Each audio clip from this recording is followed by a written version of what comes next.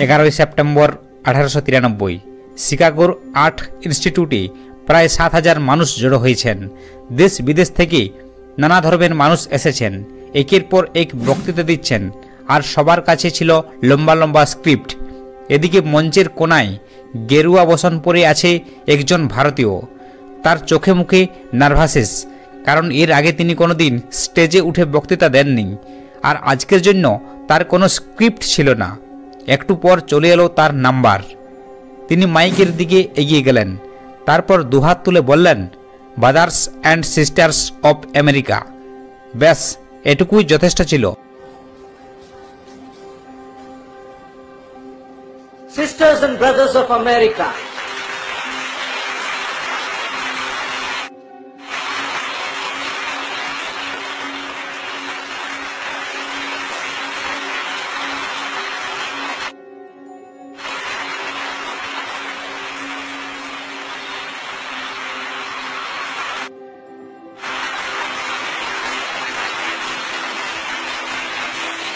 যে ছেলেটা দুবেলা দুমুঠো খেতে পেতেন না, তার এই কথায় বিশ্বের ধনী ধনী তাবড় তাবড় লোকেরা উঠে হাততালি দিচ্ছিলেন, যার বক্তৃতার জন্য বেঁধে দেওয়া হয়েছিল মাত্র 2 মিনিট সময়।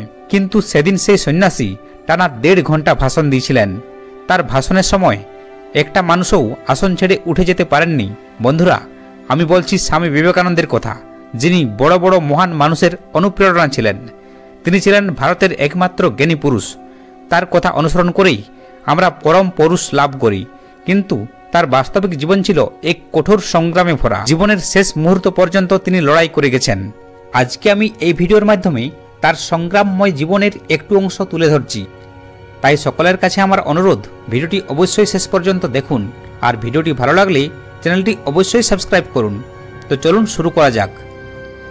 আজকে আমরা এই ভিডিওর মাধ্যমে জানব কেন তাকে আদালতের কাঠগড়ায় উঠতে হয়েছিল, কি ছিল তার অপরাধ যে তাকে আদালতের কাঠগড়ার মুখোমুখি হতে হয়েছিল। স্বামীজির বাবা ছিলেন বিশ্বনাথ দত্ত। তিনি ওকালতির পেশায় যুক্ত ছিলেন। ওকালতি করে তিনি প্রচুর বিষয় সম্পত্তি অর্জন করেছিলেন। মাত্র 52 বছর বয়সে ডায়াবেটিস রোগে আক্রান্ত হয়ে তিনি মারা যান। তখন স্বামীজির বয়স ছিল মাত্র 22 বছর, এবং তার 2 ভাইও ছিলেন তখন নাবালক। তারকনাথ দত্ত নামে স্বামীজির এক কাকা ছিল। অভিভাবকহীন ভাইপোদের পেয়ে তিনি সব সম্পত্তি তার বলে দাবি করে কোর্টে কেস করে দেয়, কিন্তু কিছুদিন পরে সেও মারা যায়। স্বামীজির কাকিমা ছিলেন জ্ঞানদা সুন্দরী। সেও ছিল একমাত্র ধড়িবাজ মহিলা। বাড়ি ভাগের জন্য জ্ঞানদা সুন্দরী ভুবনেশ্বরী দাসীর নামে কলকাতা হাইকোর্টে একটা মামলা করে। সম্পত্তি ভাগ বাটোয়ারার জন্য এই মামলায় স্বামীজির ডাক পড়ে। টানা 16 বছর এই কেস চলেছিল।